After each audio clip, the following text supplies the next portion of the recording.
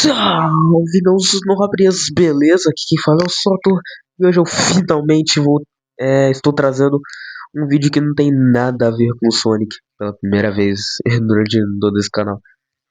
Hoje eu irei falar de um dos melhores jogos da face da Terra, Team Fortress 2. Mas antes de irmos direto ao assunto, já vai deixando o teu like aí, se inscreve no canal e acompanhe, perdão, meu português tá uma merda. Acompanhem os vídeos porque o YouTube simplesmente não está mais mandando notificação de vídeo novo.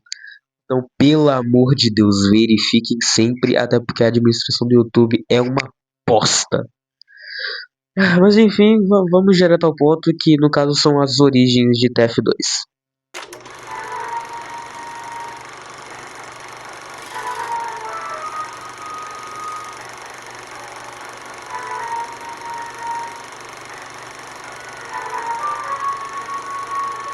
Como qualquer jogo de FPS lá no início dos anos 2000, Team Fortress surgiu como um mod lá em Quake, que foi criado lá em 1996.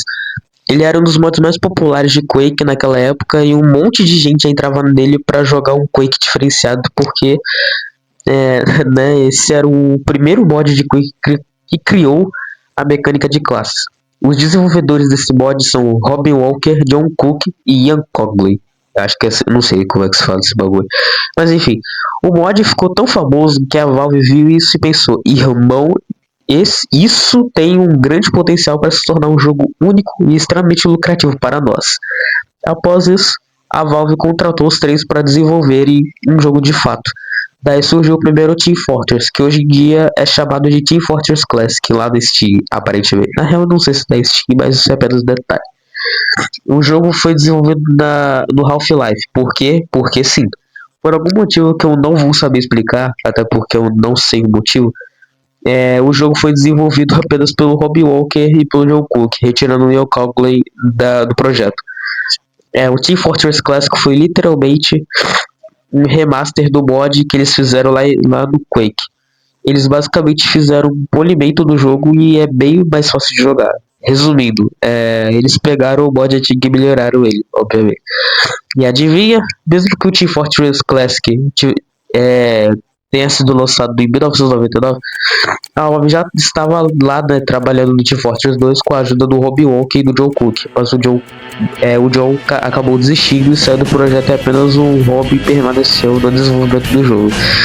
E irmão, após 9 anos de desenvolvimento dessa delícia de jogo, a Valve finalmente lançou o melhor...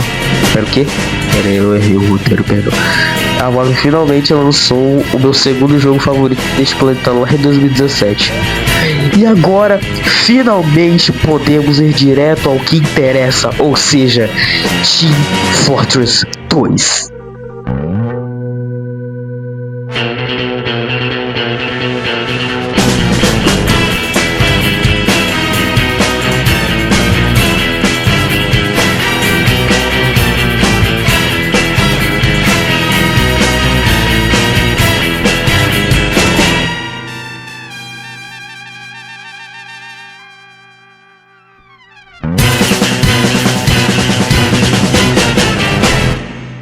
Cara, caso você não saiba, Team Fortress 2 é um hero shooter, ou seja, ele não é igual ao seu querido CS.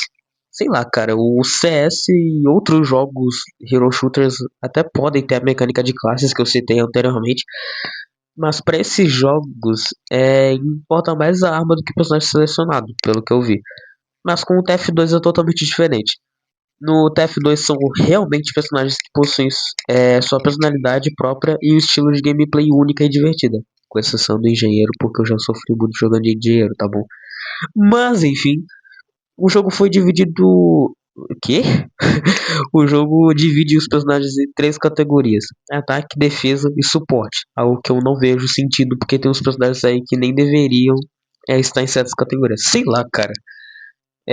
Pra, o Heavy tá em defesa, sendo que faria muito mais sentido ele estar na categoria de ataque. Mas enfim, chega de enrolação e vamos direto para as classes do jogo.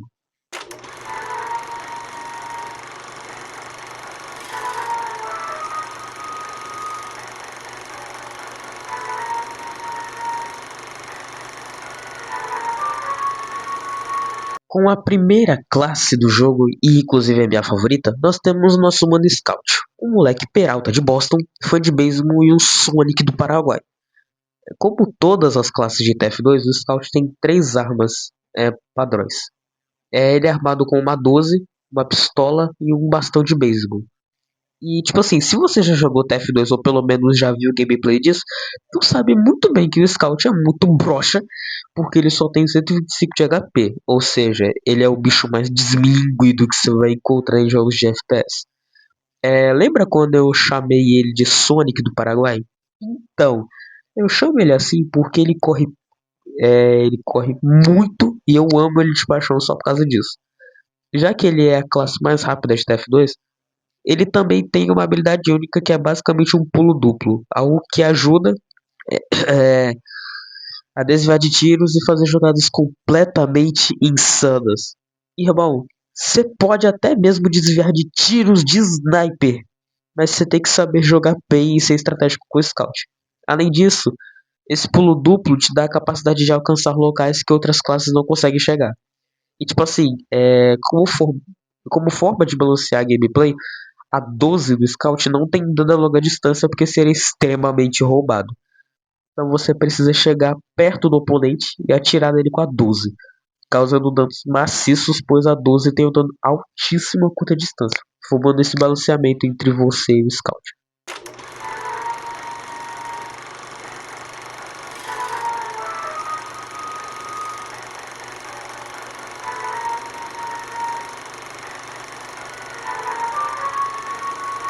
Como a segunda classe de ataque, nós temos esse cara chamado John Doe, mais conhecido como Soldier. E tipo, o Soldier é um cara totalmente normal, tá ligado?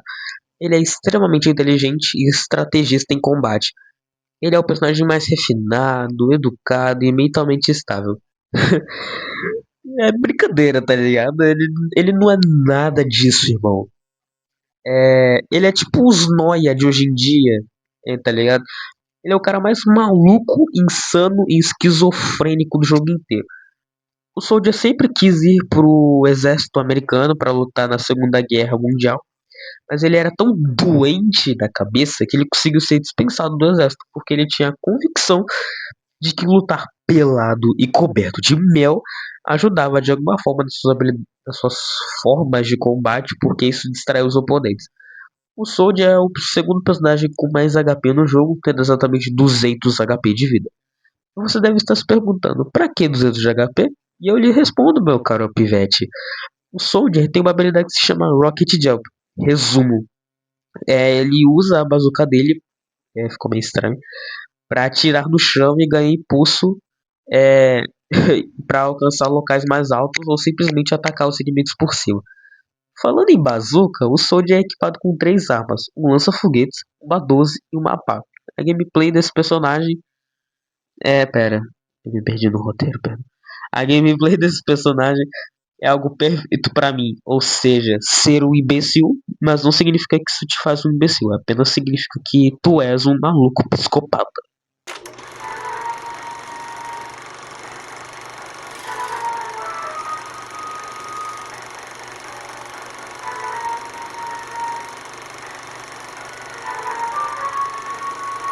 Como a última classe de ataque, nós temos o Pyro, mas eu e o Siltoro chamamos ele carinhosamente de Fogo Legal e significa arco-íris. Algo que eu amo nesse personagem é que você não precisa saber mirar com ele. É só você usar o lança-chamas. Meu Deus! É só você usar o lança-chamas dele e sair tacando fogo no primeiro cara que estiver na tua frente. O Pyro é equipado com um lança-chamas, obviamente, uma 12 e um machado de bombeiro. E adivinha? Ele é o cara mais psicopata desse jogo. Irmão, se tu acha que o Soldier é psicopata, você ainda nem viu a maluquice do Pyro. Tipo assim. Na real, ele nem é maluco, sabe? Segundo o Dead Purple, Só gosta de fazer várias amizades. E pra isso ele sabe que o mundo é feito de pirulitos e balinhas e algodões doces, muito fofos, cheios de presente para todo mundo. E que todos os seres humanos são bebês. E ele solta arco-íris de um saxofone, trombone. Eu não sei nem que sequer seja isso aqui. Em cima de seus amigos amáveis e maravilhosos. Mas enfim, O Pyro é tão doente que até o Heavy, que é o homem mais forte da Rússia e consegue derrotar facilmente um urso, tem medo desse cara.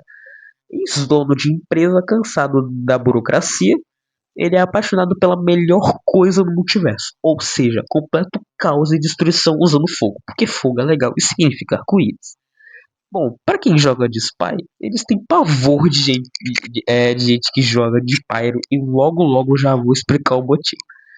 E o mais engraçado é que esse mano é um segredo até na história do jogo, porque ninguém sabe. É tipo, ninguém sabe o rosto dele e muito menos qual é o sexo dele. Sei lá, ele pode ser um homem, uma mulher, ou um não binário, um transgênero, um gay, quer dizer, sei lá, cara. Enfim, vamos direto para as habilidades do Pyro aqui, porque eu não quero sair muito do assunto. Acho que você, pelo menos 10 neurônios, sabe que com o lança-chamas, ele lança, né, chamas e chamas pegam fogo, queimando o oponente em poucos segundos. O segundo ataque do lança-chamas é basicamente uma rajada de ar que parece alguém assoprando, pra ser bem sincero. Esse bagulho basicamente serve para empurrar inimigos e devolver projéteis, o que te dá um leque gigante de jogadas insanas para matar o adversário.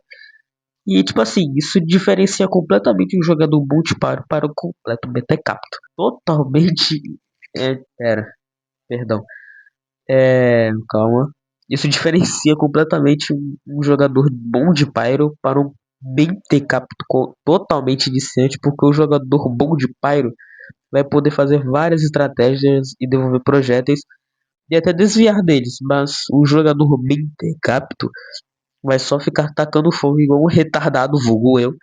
E o primeiro spy que aparecer, ele já vai perseguir até matar o cara com o lança-chamas. Algo que eu sinceramente eu faço toda vez que eu jogo de Pyro, porque eu não consigo fazer estratégia.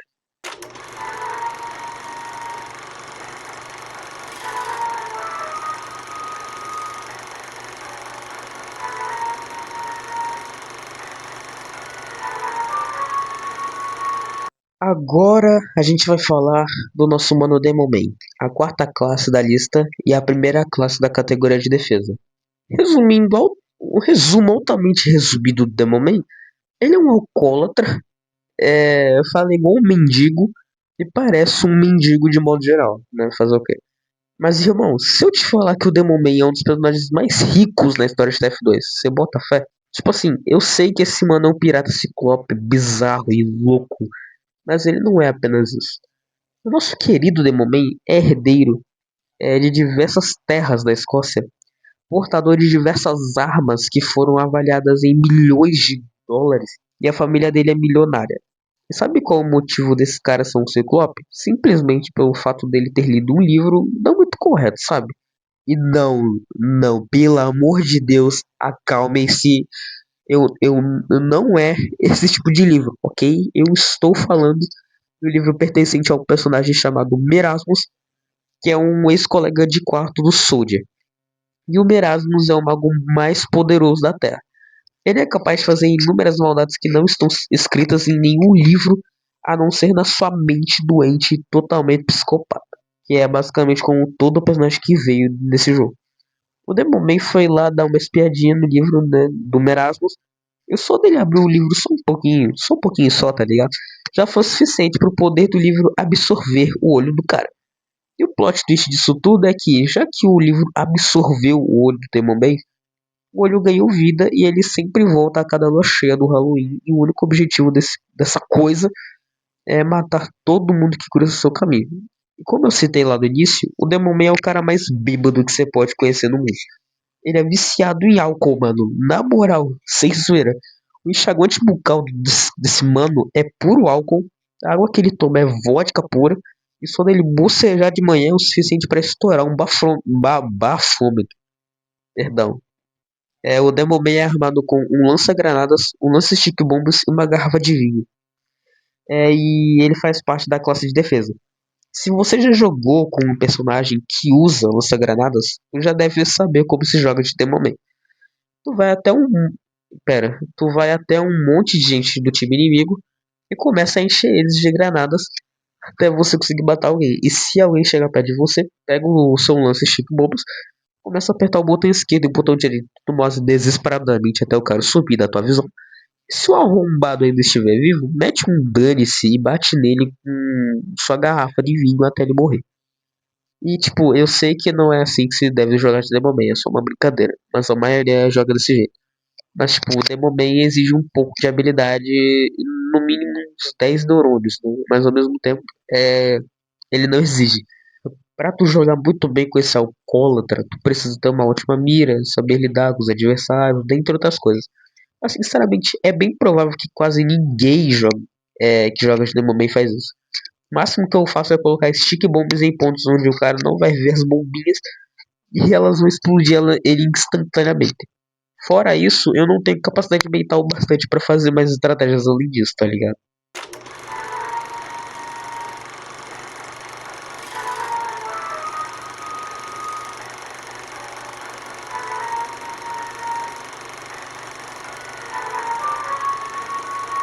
Rapaz, vambora falar do nosso mano Heavy agora, ok? Ele é o segundo personagem na categoria de defesa. E vamos ser sinceros, esse cara é literalmente o mascote do bagulho todo. Ele é a cara do jogo, tipo assim, irmão. Ele sempre aparece em todos os materiais proporcionais, promocionais. Sempre quando rola parceria, o Heavy tá lá pra ajudar, mesmo que essas parcerias sejam totalmente horríveis. Mas ele sempre tá lá, pô. Eu confio em mim. O Heavy parece um brucutu horroroso, ou de acordo com o Twitter, um twink. Mas relaxem, pois ele é um cara amoroso e culto. Ele tem doutorado em literatura russa e trabalha como mercenário para trazer sustento para sua família, que a família dele é formada por uma mãe, três irmãs e o próprio Heavy, que é um homem enorme, e as irmãs são desprovidas de pai, porque o cara era um ex-revolucionário russo que acabou sendo morto pelo governo.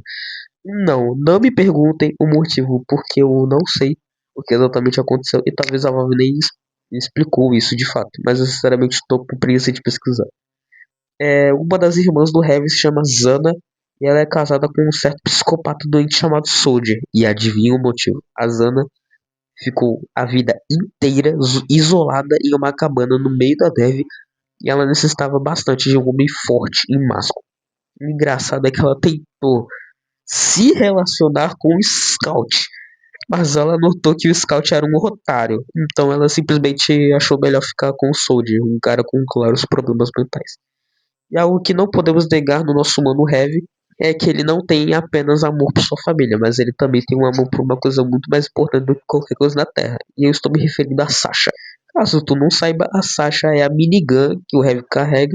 E ela consegue iniciar um massacre e pode dilacerar qualquer coisa na sua frente em menos de 12 segundos. E ela custou mais de US$ 400 mil, ou seja, não é pouca coisa. Além da minigun, ele também é armado com uma 12, um sanduíche que basicamente serve para curar o HP dos seus aliados e também as suas próprias mãos para poder matar os inimigos na base da porrada.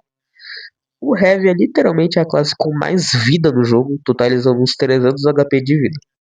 Irmão, matar alguém que joga de Heavy não é fácil, principalmente se for um cara profissional e que tenha um Magic ao lado dele, deixando ele invencível.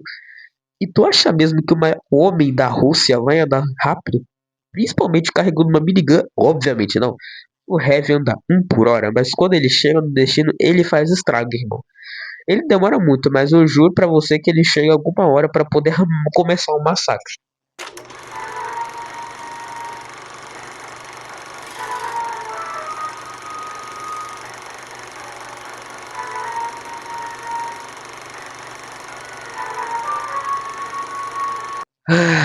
Cara, agora estamos na classe mais chata e ao mesmo tempo mais divertida, entre aspas, do jogo.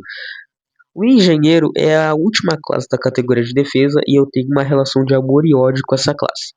Logo logo eu explico. Mas enfim, voltando ao assunto, o engenheiro, mais conhecido como Senhor Konagar, é um dos personagens mais importantes na questão da lore de TF2.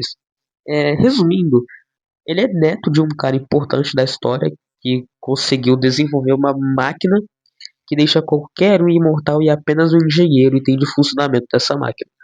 O engenheiro é o menor personagem que tem no jogo. Sei lá, cara. Ele deve ter por volta de 1,60 ou até menos. Mas acalme-se, gente. Só porque ele é pequeno não significa que ele é indefeso. Tipo, segundo o engenheiro, para resolver seus problemas, use uma arma. E caso isso não dê certo, utilize mais e mais armas. E, cara, ele usa bastante desse ditado em seu serviço como mercenário. E é por isso que ele usa uma sentinela de 3 níveis que lança mísseis e possui 2 metralhadoras em suas laterais.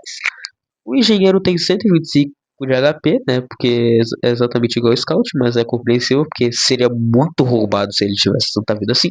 E o engenheiro é equipado com uma 12, uma pistola, uma chave inglesa e um PDA de construção e de destruição. Pô, o nome da classe dele já é autoexplicativo, não acha? O PDA de construção, obviamente, serve para construir máquinas com a sentinela que eu citei. Um fornecedor que basicamente recupera seu HP e recarrega sua munição, mas se você ou outra pessoa estiver de engenheiro, o fornecedor te dá metal e para você poder construir mais coisas. E também o teletransportador de entrada e o de saída. E tipo, o engenheiro serve mais como um classe de suporte, na minha opinião. Eu concordo com o Ned Purple nesse quesito. E sei lá, eu não acho que o engenheiro serve como classe de defesa. Ele é bom na defesa, mas eu acho que faria mais sentido ele estar na categoria de suporte. Mas enfim, lembra da chave inglesa? Então, você pode simplesmente evoluir suas crias apenas batendo nelas com a chave inglesa, fazendo elas evoluírem até o terceiro nível e ficarem mais fortes e potentes, principalmente a sentinela. Na moral, cara, eu gosto e ao mesmo tempo odeio jogar de engenheiro. Os caras constantemente ficam destruindo minhas crias e a 12 do engenheiro não é tão eficiente como a 12 do scout, o que me deixa com mais raiva ainda.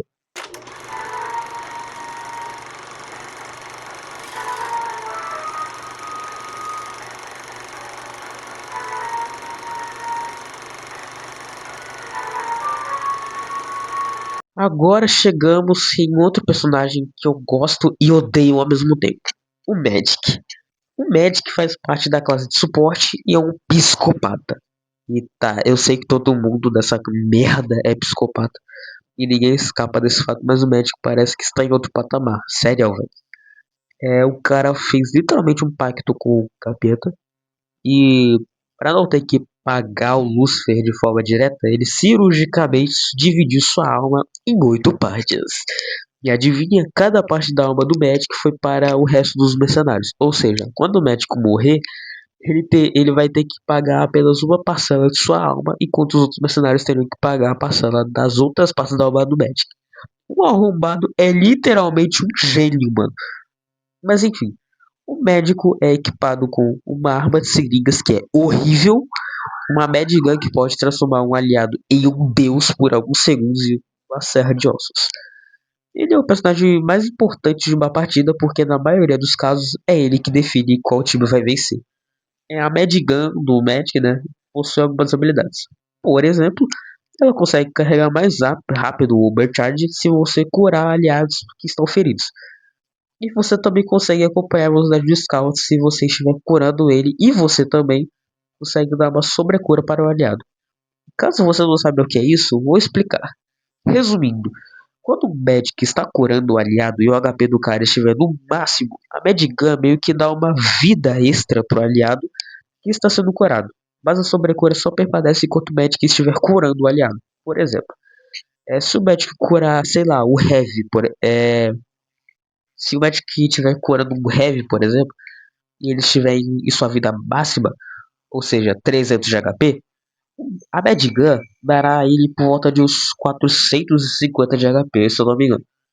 Como o nome dessa classe já é autoexplicativo, e ele não pode abandonar um aliado só para pegar um pacote de vida, ele recupera sua vida parcialmente durante a partida.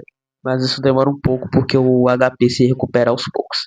Na maioria, na maioria, ó, e na moral, se o seu time não tiver alguém jogando de Magic, meu amigo, as chances do teu time perder são maiores. Então eu recomendo vocês usarem o Magic durante suas partidas, beleza? Acordo feito, então vamos direto para a próxima classe.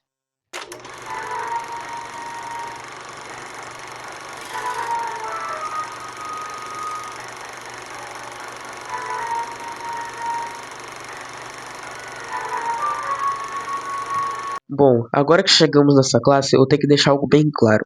Esse cara aqui não é totalmente psicopata, ok? Bom, pelo menos eu acho que ele não é tão psicopata assim. Mas relaxa, porque eu sei que ele tem um trabalho e não um problema mental. O Sniper é a segunda classe de suporte e ele é um australiano, mas ele é diferente de um australiano comum. Um australiano comum no universo de TF2 possui um bigode grosso e viril, extremamente forte, alto e musculoso, e consegue derrotar qualquer criatura que surge em seu caminho. E o mais importante, tem pelos no peito no formato da Austrália. E spoiler, o Sniper não é nada dessas coisas. Ele é um cara mirradinho que nem teve a chance de ter pelos no peito e muito menos no rosto. Diferente de um bom e velho australiano, ele não saía da porrada e batia de frente. Não, meu amigo. Ele preferia ficar escondido nos arbustos enquanto atirava pedras nas pessoas com estilingue. Plot twist, o Sniper nunca foi um australiano. Ele morava em uma cidade povoada por cientistas e artistas visionários da época, chamada Nova Zelândia. E um dos membros dessa população, obviamente, era o pai do Sniper, que convenceu as pessoas de Nova Zelândia a criarem um domo em volta da cidade e afundá-la no mar, fazendo com que ela ficasse quebrada e que ninguém gostasse de viver debaixo d'água. Sabe o engraçado? Ele só fez isso porque ele previu que teria o apocalipse. E adivinha, essa merda nunca rolou. E pouco tempo do Sniper nascer. Não, pera. E pouco tempo depois do Sniper nascer, perdão pelo erro, ele previu um segundo apocalipse onde o mundo seria coberto por lava. Então ele fez um fucking foguete pra ele ir embora dali e dane-se o filho e a esposa. Plot twist: o pai do Sniper e a mãe do Sniper começaram a brigar. O Sniper, ainda bebê, subiu a bordo do foguete, ativou o foguete e literalmente fez o apocalipse de seu pai se tornar realidade, mas não foi do jeito que o pai do Sniper pensou. Ao invés do foguete simplesmente ir para o espaço, ele foi a poucas milhas e caiu lá na Austrália, fazendo o Sniper acreditar por anos de sua vida que ele era um australiano e ele descobriu que seu pai é um merda e seu pai adotivo era muito superior. Mas enfim, vamos voltar ao assunto. O Sniper é equipado com uma Sniper, obviamente o nome da classe dele é auto-explicativo, uma submetralhadora e uma faca. A Sniper meio que tem uma barra de charge que, quando está completa, ela dá um dano imensurável ao ponto de poder matar o Heavy com um único disparo. O recomendado é você usar essa tática com mira na cabeça, porque o Sniper dá disparos críticos na cabeça. Você pode simplesmente matar o maior homem da o maior homem da Rússia com apenas um headshot.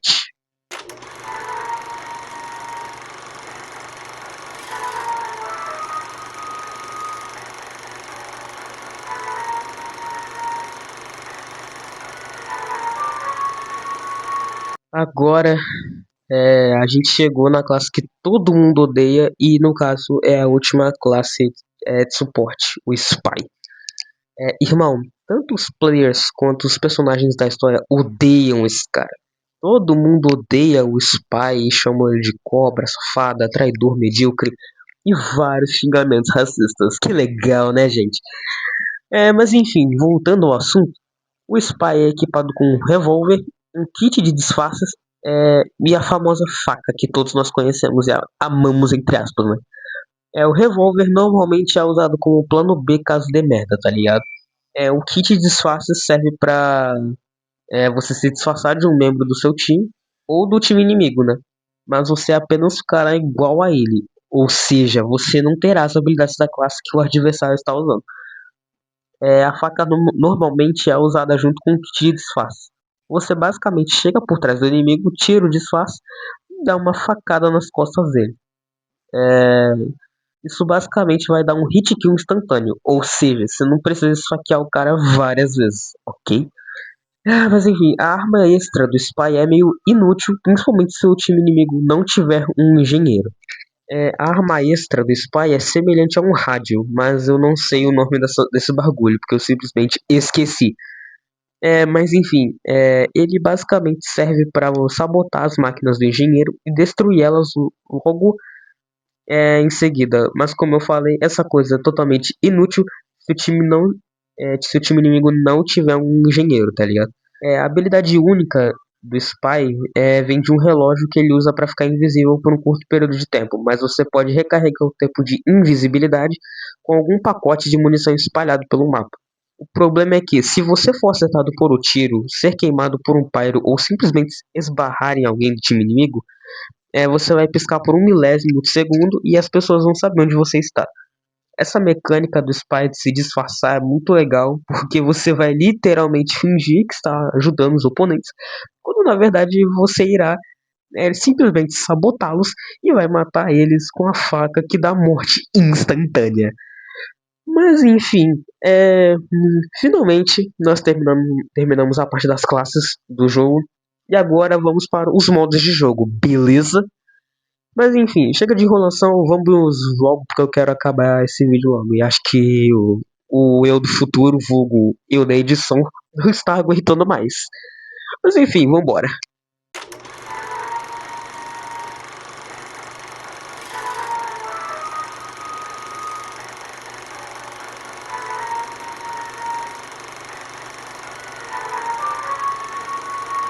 Como um bom jogo multiplayer, TF2 possui vários modos de jogo, mas isso não existia na época do mod que foi feito lá em Quake. O máximo que tinha e até hoje tem são captura bandeira e ponto de controle. Se eu não me engano, tinham em torno de 7 mapas que são Too Fort, Well, Granary, Dust Bowl, Gravel Pit, Hydro e Badlands. Mas apenas Too Fort e Well sobreviveram e permaneceram no Team Fortress 2. Com o tempo, a Valve percebeu que eles tinham que inovar para manter o jogo vivo. Então eles inventaram vários modos de jogo para o TF2. Sabe Marvel Rivals ou Overwatch, que tem alguns modos de jogo iguais aos de TF2, como o ponto de controle? Então, foi a Valve que criou esses modos de jogo e outros jogos desse mesmo nicho pegaram esses modos para si. Temos modos de jogo como ataque e defesa, que tem vários pontos de comando e que ambos os times vão ter que pegar esses pontos e manter por um certo período de tempo até um deles sair vitorioso.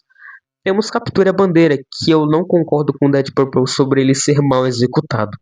Eu amo esse modo de jogo e é divertido de jogar, pelo menos pra mim. O único problema que eu concordo com o Dead Purple é que muitas vezes as partidas são infinitas. E adivinha? Nesse modo, você precisa pegar a inteligência do adversário e levar para a sua base. E tem que repetir isso 3 vezes. Mas enfim, ponto de controle, que basicamente é o time azul atacando e o time vermelho defendendo várias séries de pontos que o mapa vai trocando enquanto o pessoal pega os pontos. E agora tem o mapa mais conhecido de TF2, Payload. E esse mapa foi realmente feito pela Valve, beleza? A ideia desse modo seria tipo um Protect the Civilian, mas o Protect the Civilian era uma merda, porque um player ficava como civilian e ele era completamente indefeso, e se o cara morresse, o jogo simplesmente acabava ali mesmo. O Payload é foda. O Payload é simplesmente o segundo melhor modo de jogo pra mim, porque você só tem que levar uma bomba até o time inimigo e explodir tudo com ela, tá ligado? É simplesmente incrível. Mas irmão, você acredita que até Brawl Stars tem esse modo de jogo? Mas cara, comparado a TF2, o Payload em Brawl Stars é muito mal executado, enquanto no TF2 é muito melhor. Mas sei lá, cara, o payload race é tipo o payload normal, mas a diferença é que ambos os times precisam carregar suas bombas até as bases inimigas. O resto dos modos de jogo eu me recuso a falar porque são muitos e também porque são extremamente ridículos pra mim, beleza? Mas enfim, vamos pra o que interessa agora, cara. A introdução aí, por favor.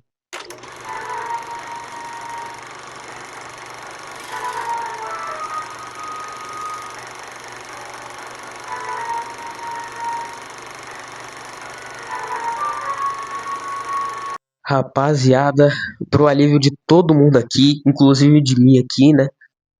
Finalmente chegamos no penúltimo tópico desse vídeo, Man vs Machine. E tipo assim, Man vs Machine é tipo um modo PvE do Team Fortress 2, que é totalmente diferente do modo padrão do jogo. Ao invés de você enfrentar outros players, você enfrenta vários bots, enquanto seu time precisa defender um ponto que os bots vão tentar destruir. Mas antes de eu explicar mais sobre esse modo de jogo, eu vou ter que falar sobre a história dele, ok? É, Em 1850, no Novo México, um homem britânico rico chamado Zephaniah Man e seus dois filhos estúpidos chamados Redmond e Plutarch decidiram se mover até a cidade de Novo México. E esses dois convenceram o Zephaniah, no caso, a comprar várias terras no Novo México. E adivinha? Essas terras não valiam porcaria nenhuma e era apenas perda de grana. Os filhos de Zephaniah amavam muito seu pai, mas eles se odiavam. Então eles viviam competindo para ver quem tinha mais terras, ao ponto do pai deles vir a falecer e deixou sua companhia de armas e munição para Barnabas Hale, que é o avô de Sexton Hale, e também deixou todo o seu ouro para Elizabeth, mais conhecida no jogo como administradora. Mas para seus filhos estúpidos, Zephaniah não deixou nada para eles além dessas terras inúteis que eles forçaram seu pai a comprar. Como verdadeiros imbecis, eles não largavam essa briga estúpida entre eles durante anos. E conforme os anos, eles queriam mais e mais terras e queriam roubar as terras um do outro. E para fazer isso, eles contrataram diversos mercenários ao longo dos anos, e tudo isso em prol de mostrar quem é superior nessa briga estúpida de família que eles mesmos criaram.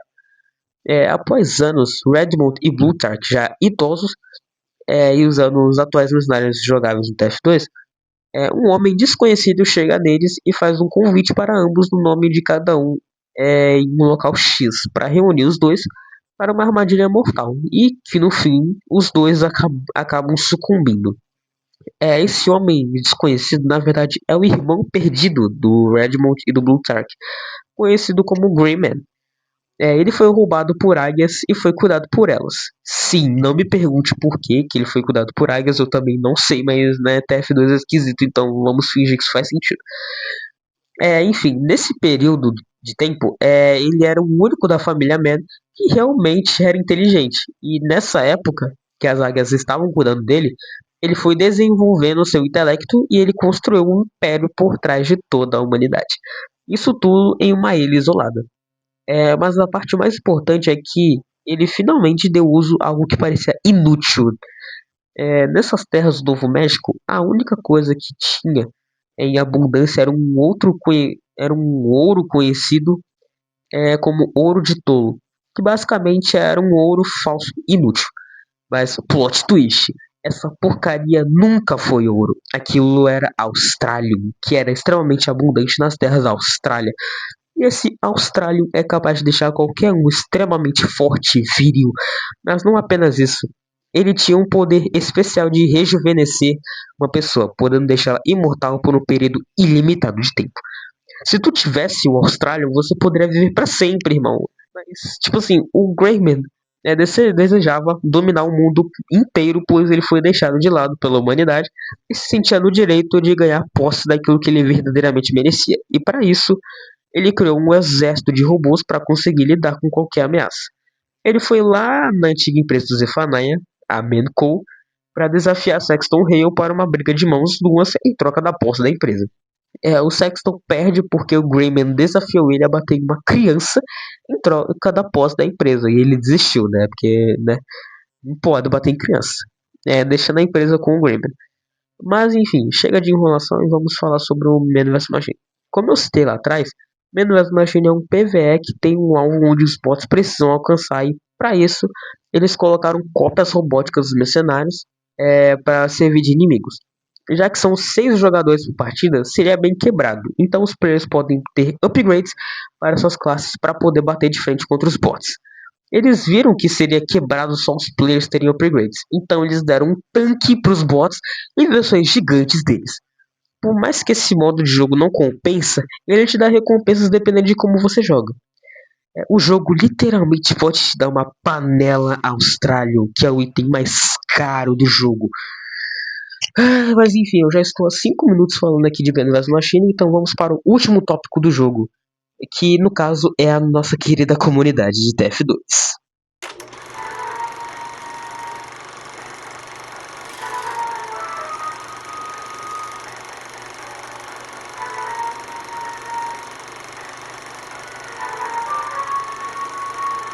Irmão, agora sim estamos no último tópico desse vídeo, a comunidade de Team Fortress 2.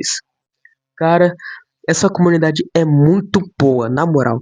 Irmão, vocês acreditam que a maioria dos mapas foram feitos pela comunidade de TF2? Sabe aquele mapa chamado Turbine? Então, esse é um dos vários mapas feitos pela comunidade desse jogo. Esse é um dos mapas mais famosos e é um dos mais jogados porque a comunidade ama esse jogo de paixão. E, cara, grande parte dos cosméticos de TF2 foram feitos pelos fãs também. Se pá, você mesmo deve estar usando um cosmético feito pela comunidade. Cara, o TF2 nunca será abandonado tão cedo porque a comunidade mantém ele vivo toda hora. Se eu não me engano, esse jogo vai fazer uns 18 anos e mesmo assim ele tá vivo até hoje. Irmão, esse jogo é tão bom é, que ele é o meu segundo jogo favorito. TF2 foi feito com tanto amor e carinho da Valve e da comunidade que chega a me dar um calor no peito, tá ligado? Valve, pelo amor de Deus, volta a fazer atualizações grandes pra esse jogo, porque ele tá quase morrendo por sua causa, cara. Mas enfim, se não fosse pela Valve e pela comunidade, nós não teríamos projetos incríveis como MS Blue, Server Blight, Heavy's Dead, Team Fabulous 2, dentre várias outras animações e projetos feitos por fãs, cara. Eu sei que Team Fortress 2 tem muito mais coisa pra falar, mas eu não quero deixar o vídeo mais longo do que já tá, ok? Caso vocês queiram saber mais sobre Team Fortress 2, só que de forma mais detalhada, vão no vídeo do Dead Purple. Ele entende melhor sobre esse jogo e fala sobre TF2 com muito mais detalhes. Mas é isso, espero que tenham gostado, deixem um like, se inscrevam no canal e acompanhem o canal, pois o YouTube não tá uma merda e ele não manda mais notificação. E se você for jogar TF2 algum dia, tome muito cuidado ao jogar de Spy. Se algum pyro queimar você, você vai acabar tomando no meio do olho do centro do seu